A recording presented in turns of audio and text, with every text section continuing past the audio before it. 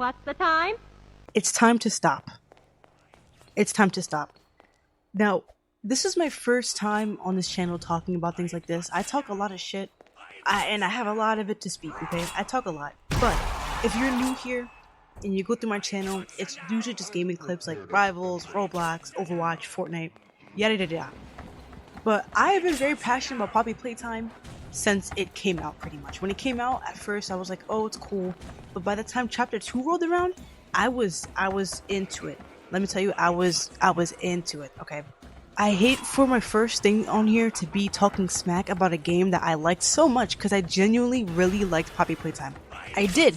The lore was fantastic. If you guys go on my platform, you will see that I have like 2 videos, maybe like 1 across each platform talking about how good the lore is, because with Five Nights at Freddy's, the last good lore in the original timeline was Ultimate Custom Night, and then they kind of started falling off past that. Security Breach kind of ruined it. How once it just added a bunch of things, they made Springtrap seem annoying, and it just wasn't enough for me. It was just too much. It was too much, right? I really like Poppy Playtime. That's what I want to get across. The characters, whatever, I'm not even talking about that. The lore was like my favorite part because they somehow took a concept that has been overly used in the last 5 to 10 years with, oh, children are killed and they turn into this and they do that and yada yada.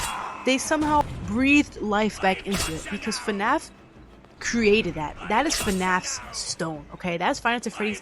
That's what they created. Everyone knows that FNAF is like the father, the grandfather of these things, okay? You know, I won't say grandfather because we have like older games that kind of like, Chips game. But point still stands. Poppy Playtime breathed life back into that trope, you know? And I just wanted to get that out of the way because I don't want to sound like a hater. I love Poppy Playtime lore, okay? My favorite game in the whole franchise between chapters 1 and 5 is 2. I'm a little biased. Everyone agrees that chapter 3 is the best. It is the best. I'm just specifically biased towards chapter 2. 1, because I love Mommy Longlegs. Her voice, oh my god, it's amazing.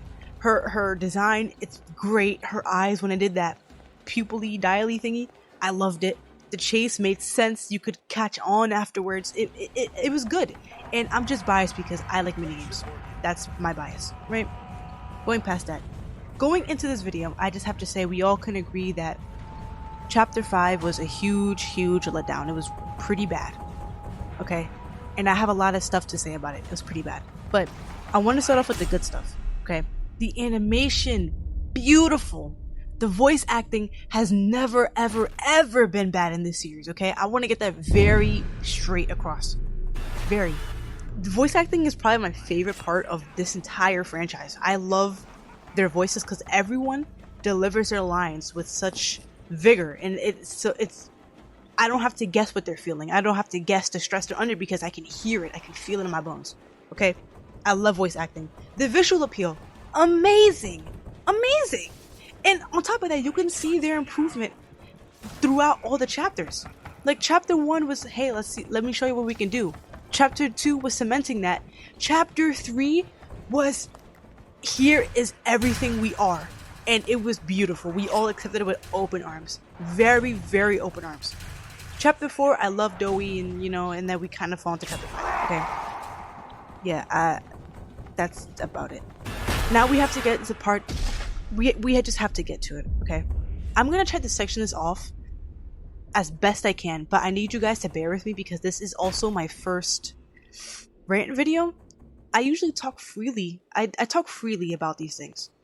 So if you guys want to see me talk freely with no editing, no this, where you guys can hear my brains kind of just gloop around on the TV screen, shameless plug, but I would check out my Twitch, CALAMITYOL, lowercase L. It's not an I, okay, it's L. And I also talk to you guys, so if you guys are interested in back and forth conversation, a lot of these opinions and facts and things that I've noticed that I'm bringing up in this video, I actually got from speaking to people in my chat. So I genuinely would like to personally invite you guys over there. Without further ado, we're gonna give it. You alright? Starting off, and I'm gonna bring this up because nobody spoke about this, okay? I haven't seen anyone talk about it and it's driving me crazy. I'm gonna try to put the clips in or just type the lines, but Giblet has about 5 minutes of screen time.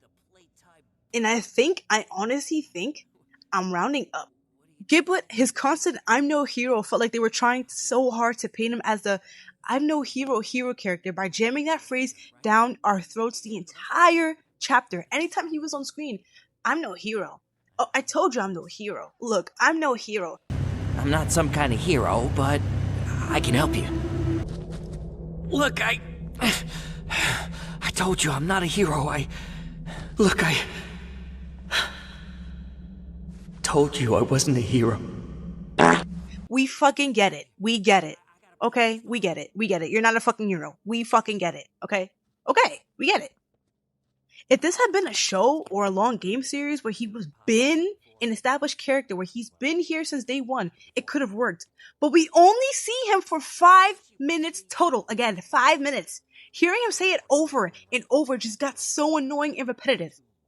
If you want a character to be seen as a certain way, in a certain way, let us see it. That was a problem that they had greatly, especially with Giblet. We don't want to be told what kind of character he is if we're actively in the story. Okay? The way he's talking about himself feels like he's trying to tell someone else about someone else. You know what I'm saying? Do you guys follow? We don't want to be told what kind of character he is as if we're not here. As if we aren't actively in the story. We're here. Let us see what kind of person he is. Show us. Don't tell us. If his actions can't speak for him, the character arc you're trying to give him has no ground and therefore should have been fixed. Or taken out entirely. But you know who actually is a perfect example of the I'm no hero character that perfectly demonstrates that they are a hero without having to tell us over and over again? Dowie! Kissy! They perfectly with all their actions tell us, hey, I'm doing the best I can. I'm very heroic. Kissy can't even speak. She can't even speak. And the entire fandom loves her. And actually, if you want to talk about, oh, it's because he didn't get enough screen time, you know who got even less screen time than he did? Said nothing and was still more heroic than him? Chum Chopkins! Him! We see the prototype. We know what this guy's about. We know what he's on. And you know what Chum does? Instead of just leaving us like lambs to the slaughter, he eats us. And mind you, they have been starving for who knows how long. Do you understand how much he had to fight to not just eat us? Do you understand? And also, he stuck his big tubby neck on the line for us. The prototype came up to him with us in his belly. And he could have spit him out. He could have ate us. He was willing to die, to be killed who knows how brutally by this prototype, just to help us out. And even though he couldn't talk, he signed to us to be safe, looked all sad, and walked away. All three of these characters, they actually serve my perfect example. Chum had little to no screen time. It was still able to convey how heroic he was through action. Kissy has been with us for so long. She's been with us since chapter 2? And all her actions reek of heroism.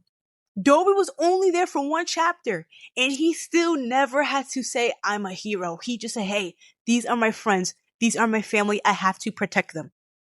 So there is no excuse why he has to keep saying, I'm no hero. I'm no hero.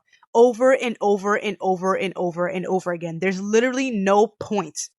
And you know what's even more heroic than all that combined? I'm calling it. Chum is gonna die. Okay? This isn't a spoiler. This is my theory. Before I even watched and or played chapter 5, I knew Huggy was gonna die. I knew Kissy was gonna die. It was so obvious. They were gonna die. It was, and you know why I knew Kissy was gonna die? Because she was a hero. I knew Dobie was gonna die because he was a hero.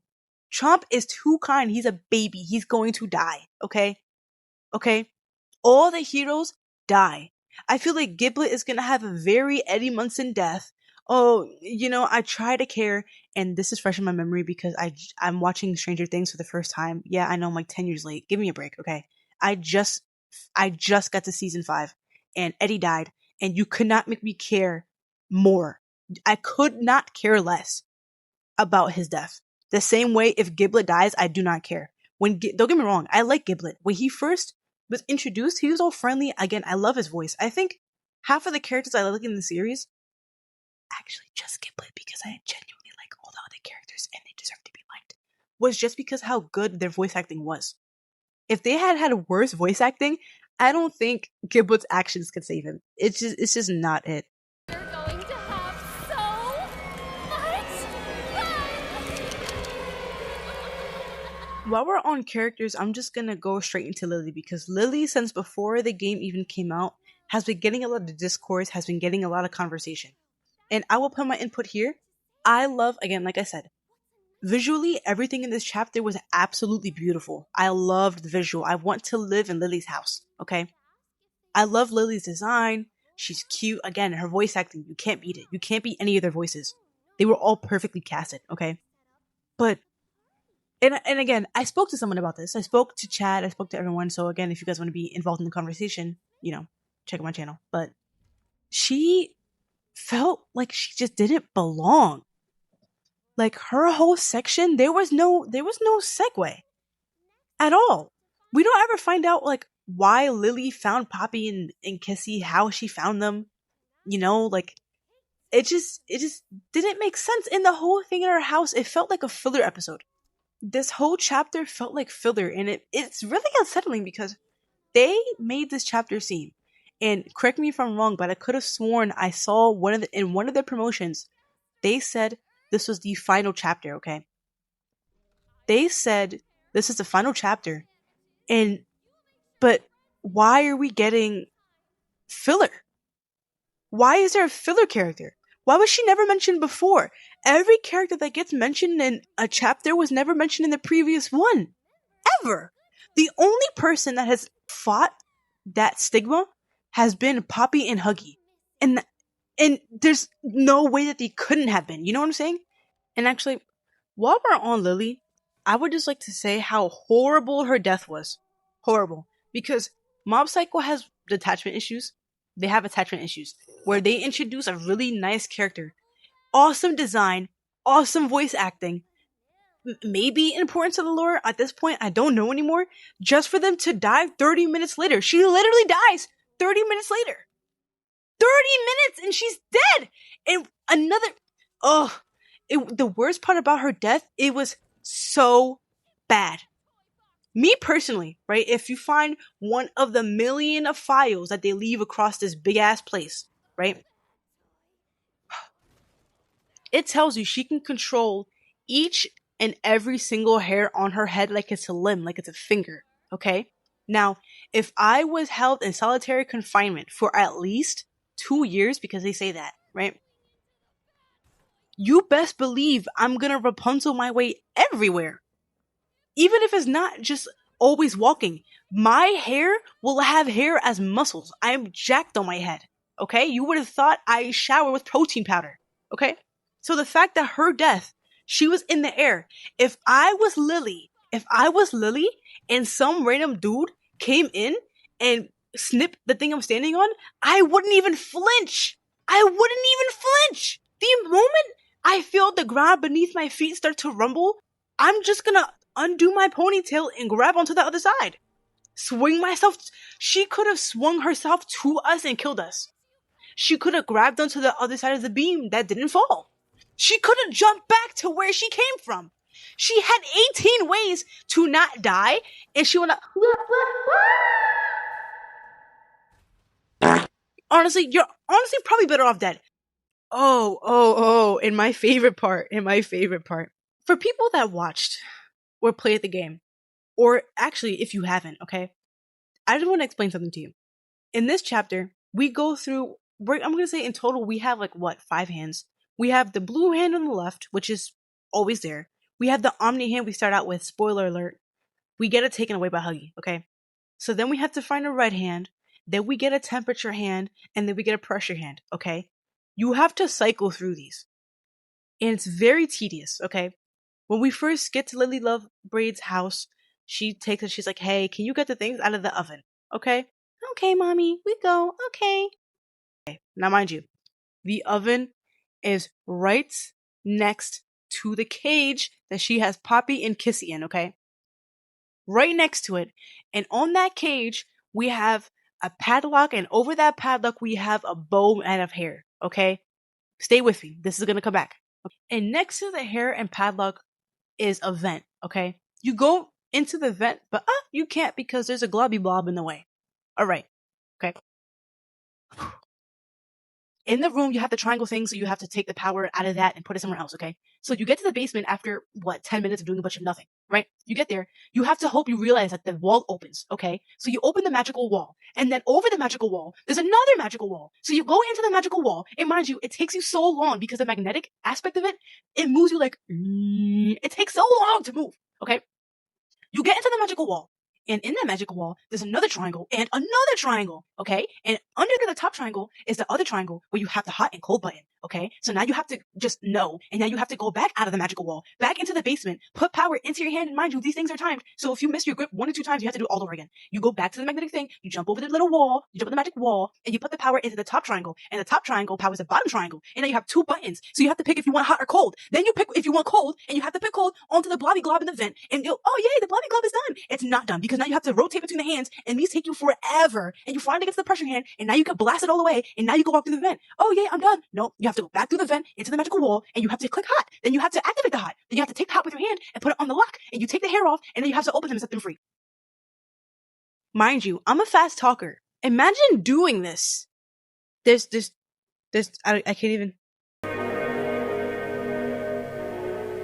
And for my final main point, I'm going to talk about us because, again, there's things that I could say about Poppy Playtime as like a whole, but I'm trying to very specify, like, them introducing characters that never existed beforehand, and them throwing away good characters every chapter, and no one coming back, and when they do come back, it doesn't make sense, and yada, yada, yada. I'm talking about chapter 5, okay? We are 5 chapters deep. 6 years deep into this franchise, and we have not a single, and I'm not joking, a single clue to who we are and what we're doing. None. First, people thought we were Preston, which I thought too, but boom, the ARG dropped and we found out that's not the case. If you know, you know. Some people think we're someone that missed a day or we're a toy, which has to be the case. We have to be a toy because there's no way we've done nothing but run, get our shit rocked, get into 2 train crashes, and gutted all in the same day to just walk it off. Like we took a long shit. There's no way. There's no way. Nothing about a character makes sense. Because the little thing I peeped, after the scene where Chum puts you in his big fat belly and spits you out and signs to us, be safe, whatever, we see his shadow. But we don't have one. No, we don't have one. Am I nitpicking? Maybe, but I don't think Mob actually knows who or what we are yet. The same way new characters that were never spoken or mentioned before somehow become so important randomly just to die 30 minutes later. I think they're figuring it out as they go and as the story progresses, which is fine. But that would be fine, but we are 6 years deep into this franchise. And I hate to be that person to compare, right? But someone made this analogy and I really hope I can find it because I found it a minute ago and I want to plug it in. Poppy Playtime is in a very weird space between FNAF and Benny and the Ink Machine. Benny and the Ink Machine was short-lived, not because it was bad, because they had exactly what they wanted. They did exactly what they wanted. They had a dream, they conquered, and they left. And not only did they leave, they left us with a beautiful story. Beautiful art, beautiful animation, good lore, good storytelling, back and forth, front and back. It was great.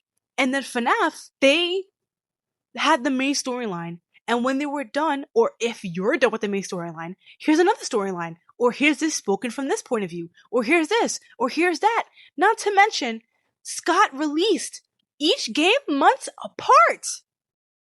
Months apart. And then, because they know chase, task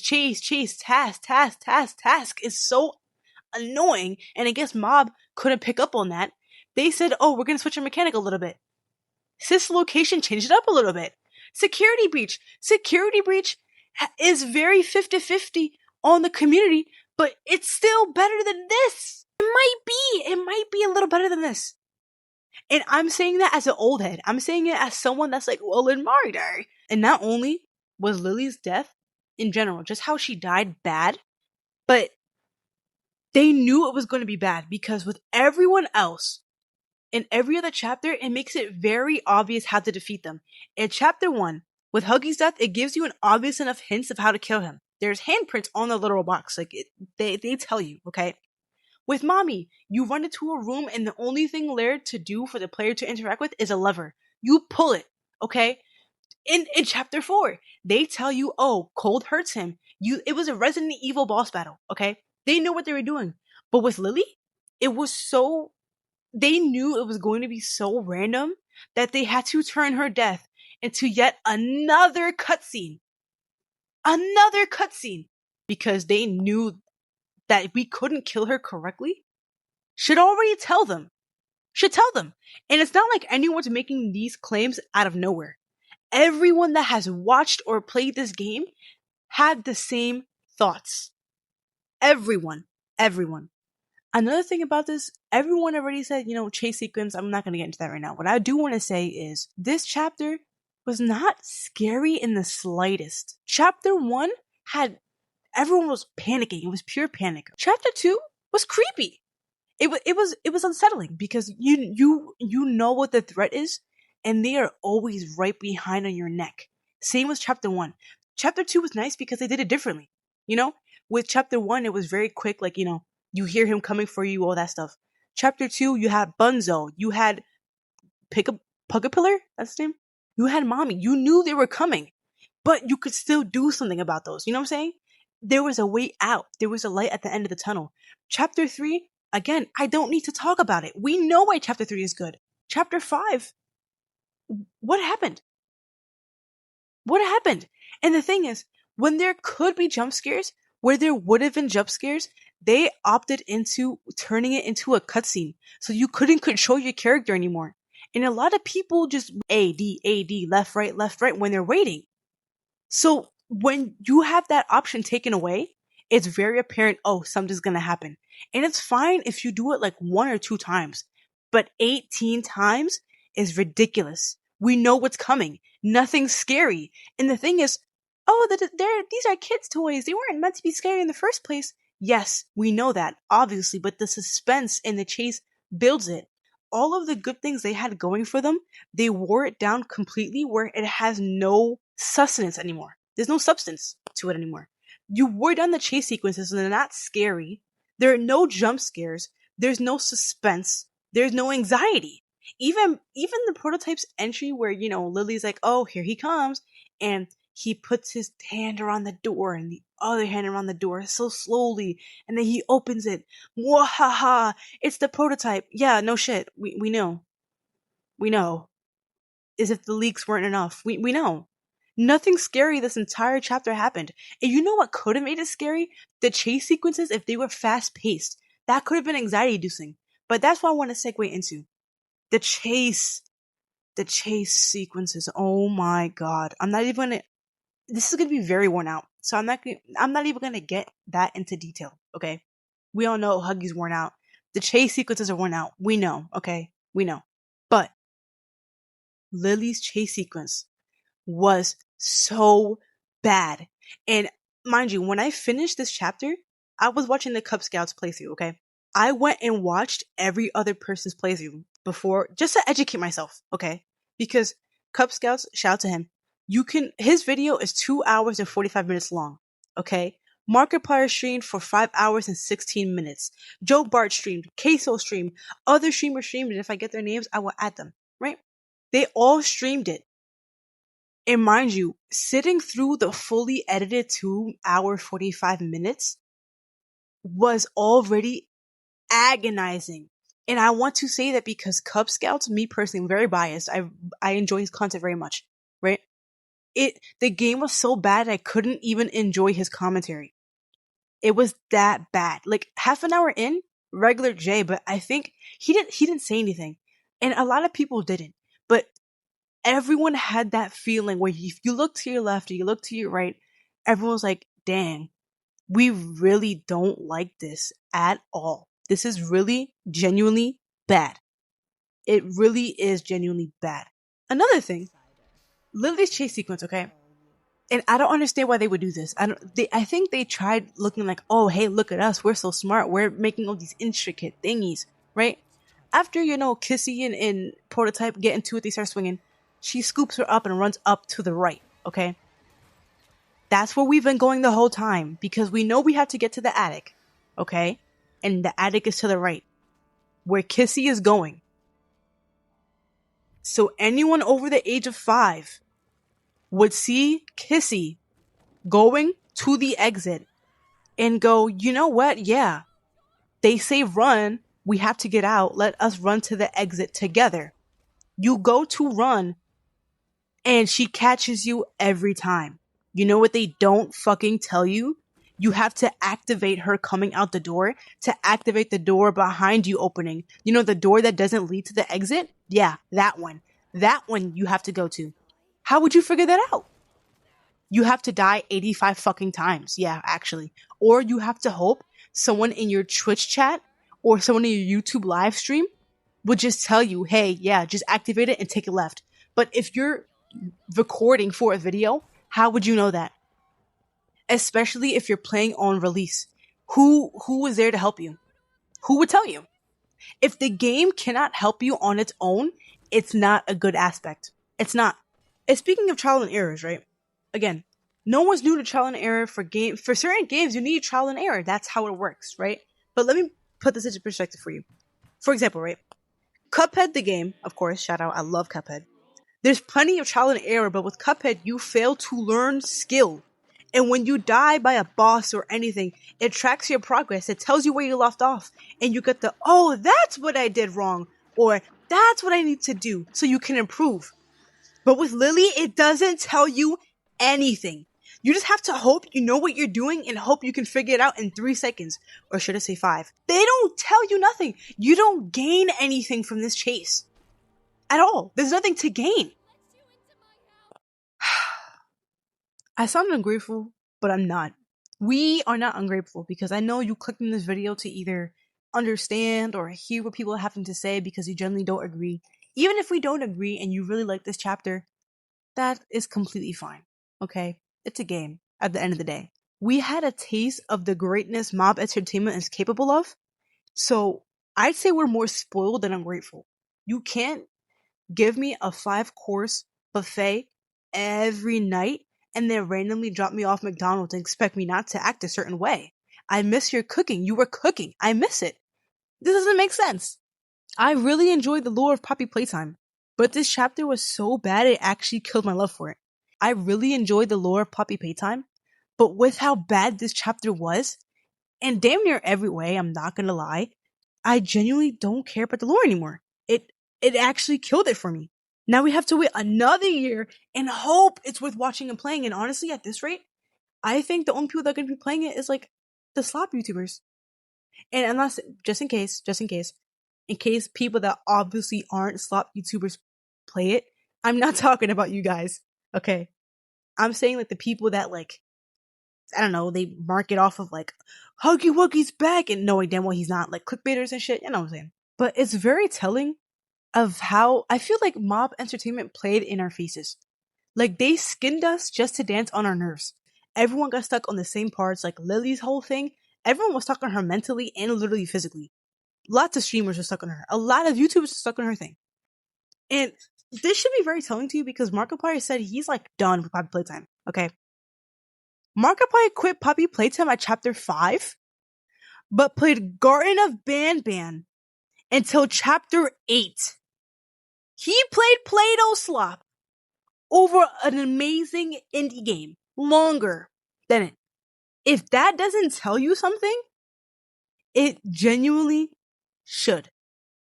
I dreaded watching this, and I can only imagine the pain of playing this shit for 5 hours. I honestly would skip. And mind you, a lot of people played it straight 5 hours, no breaks. I would have had to stop 2 hours in. You would have gotten 3 live streams out of me. I would have milked it. And you would have gotten nothing but pus. There was nothing to milk. There was no nutrients from this chapter. It felt very, I don't know. Am I qualified to talk about these games? It's an opinion. So that's really up to you. But I've been an indie kid. I've been an indie game lover since I was a kid, before I even knew what long division was. So I'd say I'm pretty, and I don't want to say I'm on the spectrum, but I'm pretty sure I fall somewhere in there. So there are my credentials. If you don't agree, let me know. But I think that's all, and I really hope you guys enjoyed this video. Sorry if I'm very scattered. I thank you for watching this far if you have. This is my first rant video, and I'm recording this in a very unproper manner. It's my first time, and I plan on making more like this, but I feel like I was so let down by this chapter. This had to be the first commentary video I did on this channel. So if you liked it, thank you so much. I post on every other social. You can go into the description, and after you subscribe, you can go through my channel and find all my other stuff there. When more games come out or anything, Overwatch, Fortnite, whatever, I always talk to my chat about it. So if you would like to be there, I stream weekdays on Twitch. All right. Thank you guys so much for watching. CALAMITYOL out.